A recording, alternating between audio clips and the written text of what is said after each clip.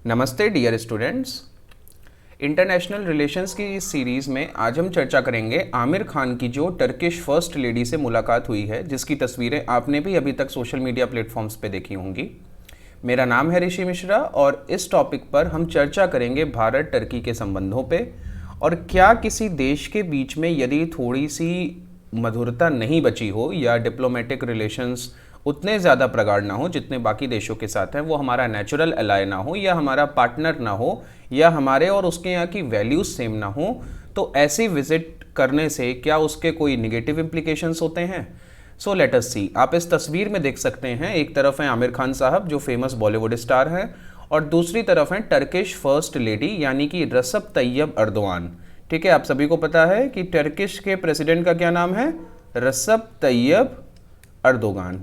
तो ये इनकी वाइफ हैं जिनका नाम है एमीन अर्दोगान। ठीक है, this is the first Turkish lady amine Erdogan. तो इनसे इनकी मुलाकात हुई।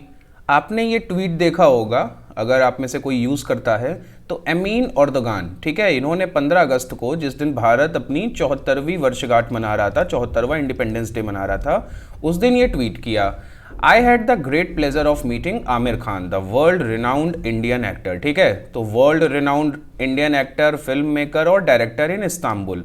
इस्तांबुल कहाँ पे है, अभी हम नक्शे पे देखेंगे। I was happy to learn that Aamir decided to wrap up the shooting of his latest movie Lal Singh Chaddha in different parts of Turkey. तो आप सभी को पता है आमिर खान की एक नई मूवी आ रही है और ये मूवी दरअसल हॉलीवुड मूवी, ये मूवी जो है इनकी जो आ रही है, ये हॉलीवुड मूवी फॉरेस्ट गंप, अगर आप में से किसी ने देखी हो तो ठीक उसका रीमेक है, जिसमें टॉम हैंक्स हैं मेन लीड रोल में, और ये उसका रीमेक है जिसकी शूटिंग ख़त्म हुई है। तो उसके बाद ये मीटिंग हुई थी और ये कॉन्ग्रेचुलेशंस हुआ था। तो एक कंट्रोवर्सी चली आ रही है भारत के बीच, भारत और टर्की के बीच के जो संबंध हैं वो इस समय उतने प्रगाढ़ नहीं हैं। तो कई लोगों ने इसमें कहना चालू कर दिया कि ये कितना उचित है कितना अनुचित है, क्योंकि बॉलीवुड सुपरस्टार के साथ फर्स्ट लेडी ने अपनी फ़ोटोज़ को शेयर किया ट्विटर पे। हालांकि अभी तक इस पे आमिर खान की तरफ से कोई भी स्टेटमेंट नहीं आया है।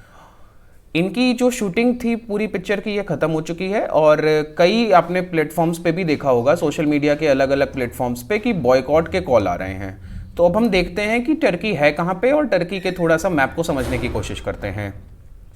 सो ये रहा टर्की, आप देख सकते हो टर्की दो सिविलाइजेशन को जोड़ता है। ठीक है, टर्की की बहुत ज़्यादा इंपॉर्टेंस है और ये जो आपका पूरा का पूरा क्षेत्र है, ये बॉस्फोरस स्ट्रेट, आपको पता होना चाहिए, ब्लैक सी को मरमरा सी से अलग करती है और मरमरा सी को यहाँ पे आता है अजोब सी, मरमरा सी को अजोब सी से अलग करती है डार्डनलीज।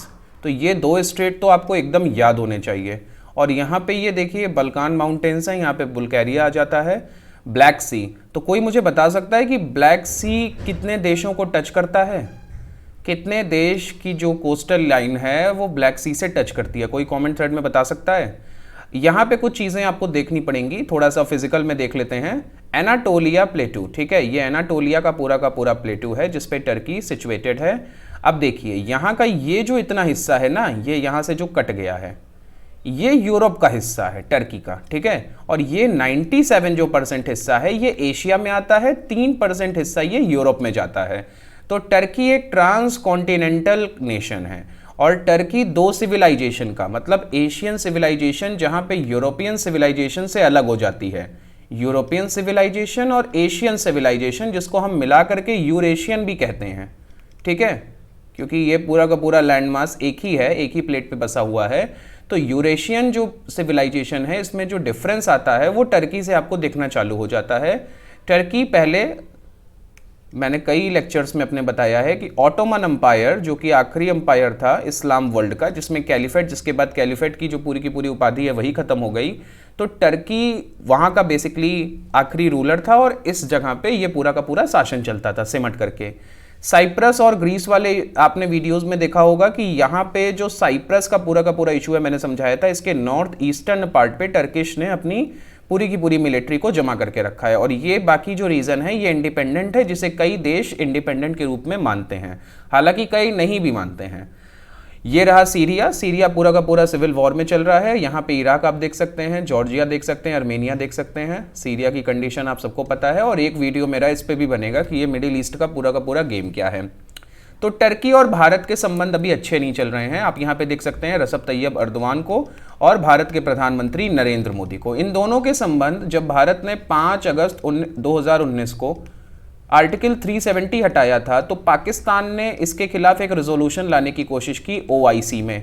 पाकिस्तान इसमें फेल हो गया क्योंकि ओआईसी के जो 2 मेजर नेशंस हैं, यूएई और सऊदी अरब, उनका पूरा का पूरा सपोर्ट हासिल था भारत को। ठीक है, तो पाकिस्तान अपने मंसूबों में कामयाब ना हो सका, तो पाकिस्तान को सपोर्ट करने के लिए पहला देश आता है सामने टर्की, और इसके एक सेक्युलर कंट्री के कॉम्युनल होते जा रहे या एक धर्म विशेष को मान्यता देते जा रहे राष्ट्रपति हेगिया सोफिया, ठीक है, ये पूरी की पूरी जो म्यूजियम था, इसको बेसिकली ये एक चर्च था 5वीं शताब्दी का, ये बाद में मुस्लिम का मॉस्क बना और फिर इसको म्यूजियम बना दिया गया ताकि कोई इशू ना क्रिएट होने पाए वेस्टर्न वर्ल्ड के बीच में और इस्लामिक वर्ल्ड के बीच में। इसको दोबारा से मॉस्क बना करके इसमें प्रेयर्स कराने वाले ये जनाब, ठीक है, ये पूरे के पूरे अपने देश को सेक्युलरिज्म की पूरी जो भावना होती है उससे दूर लेके जा रहे हैं, और ये फिर से एक मेडिवल शरीयत बेस्ड नेशन बनने के उस पे है। हालांकि इनका कॉन्स्टिट्यूशन आज भी कहता है कि Turkey is a secular country. तो टर्की का इतिहास कुछ कुछ वैसा ही है जैसा ईरान का है। पहले बहुत ज़्यादा सेक्युलर थे, ईरान तो आज पूरी तरीके से शरीयत पे चलता है, वहाँ पे थियोक्रेसी फॉलो की जाती है। ईरान के जो सुप्रीम लीडर हैं उनसे आपको परमिशन लेनी पड़ती है किसी भी संसद के रेजोल्यूशन के बाद। तो ईरान का इस समय का सुप्रीम लीडर कौन है? Somebody please tell me in the comment thread. अब टर्की, अभी तो इनका कॉन्स्टिट्यूशन कहता है कि ये सेक्युलर है, लेकिन ये कितने सेक्युलर रह जाएंगे? इनकी जो हरकतें हैं सरकार की वो तो सेक्युलर नहीं रह गई हैं, तो ये देखने वाली बात होगी। अब क्या भारत और टर्की के बीच के संबंध खत्म हो चुके हैं? नहीं, ऐसा बिल्कुल भी नहीं है। देखिए, 2 तरह की चीजें होती हैं। एक वो रिलेशन होते हैं जो इजराइल का है, मान लीजिए ईरान के साथ, ठीक है। तो इजराइल ईरान के अगर हम रिलेशंस पे चर्चा करें तो ईरान और इजराइल एक दूसरे से कुछ भी नहीं शेयर करते, ये दोनों एक दूसरे के कट्टर दुश्मन है। इजराइल का मानना है कि ईरान जब तक है तब तक हमारी पूरी की पूरी सिविलाइजेशन पे खतरा है। ईरान का मानना है कि अगर इस्लामिक वर्ल्ड को कोई चुनौती दे सकता है तो वो इजराइल है। यहां तक कि इजराइल से निकला हुआ कोई भी प्लेन ईरान की लैंड बाउंड्री या एयर बाउंड्री किसी को भी टच करके नहीं जा सकता, ये पूरा का पूरा सरकमवेंट करके जाना पड़ता है एरिया, ठीक है। एक ये रिलेशन होते हैं। डिप्लोमेटिक टाइज तो आप छोड़ ही दो। या ईरान और पाकिस्तान, जैसे ईरान और पाकिस्तान के बीच ईरान और यूएसए के बीच के जो संबंध हैं वो कैसे चलते हैं? तो इसके लिए वियना कन्वेंशन प्रोवाइड करता है एक अल्टरनेटिव। यूएसए को कोई काम होता है ईरान में तो वो कराता है स्विट्जरलैंड। यहाँ पे ये बेसिक चीज़ है, समझने की कोशिश कीजिएगा। यूएसए की कोई भी एम्बेसी नहीं है। यूएसए की जो एम्बेसी थी 1979 के ईरानियन रेवोल्यूशन के बाद, वहाँ लोगों को किडनैप करके रखा गया था, जो काफ़ी लंबी जद्दोजहद के बाद रोनाल्ड रीगन छुड़ा करके ला पाए थे। ये पूरी की पूरी एक स्टोरी है। और यूएस को अब अगर कोई भी काम होता है ईरान में तो वो स्विट्जरलैंड की एम्बेसी कराती है, और ईरान को कोई भी काम होता है यूएस में तो वो पाकिस्तान की एम्बेसी के थ्रू होता है। ये वियना कन्वेंशन के तहत एक अल्टरनेटिव प्रोवाइड किया गया है कि अगर दोनों देशों के बीच के संबंध अच्छे नहीं है, कोई थर्ड पार्टी आकर के वहाँ पे आपके काम करा सकती है। बट भारत और टर्की के बीच में ऐसा कुछ भी नहीं है। ये ठीक है कि टर्की पाकिस्तान का सपोर्ट करता है, but there is nothing like that. इसके अलावा 2 तरह की चीज़ें होती हैं, जैसे कि जो नेशन होता है, कोई भी देश जो होता है वो अपनी यहाँ की एक गवर्नमेंट होती है और एक पब्लिक होती है, ठीक है। जो गवर्नमेंट होती है वो अपने फ़ायदे के हिसाब से काम करती है। गवर्नमेंट अपने फ़ायदे के हिसाब से काम करती है। जैसे अमेरिका है, यूएस है, तो अब यूएस को सऊदी अरब से उसके रिश्ते बहुत अच्छे हैं। आपने देखा होगा यूएस और सऊदी अरब के रिश्ते बहुत अच्छे हैं।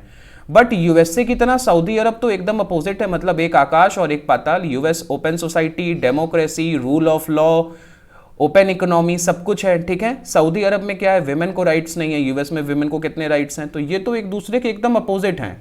अब यूएस की जो पब्लिक है उसे नहीं पसंद है कि सऊदी अरब की विमेन के साथ क्या हो रहा है, या वहाँ के जो प्रिंस हैं वो कैसे इतनी लेजरली लाइफ जी रहे हैं। बट यूएस की सरकार को इससे फर्क नहीं पड़ता। उनके लिए ये इंपॉर्टेंट है कि सऊदी उनके आर्म्स खरीदे, एमुनिशन खरीदे, और सऊदीज जब तक उनको डॉलर भेज रहा है तब तक उनको कोई दिक्कत नहीं है।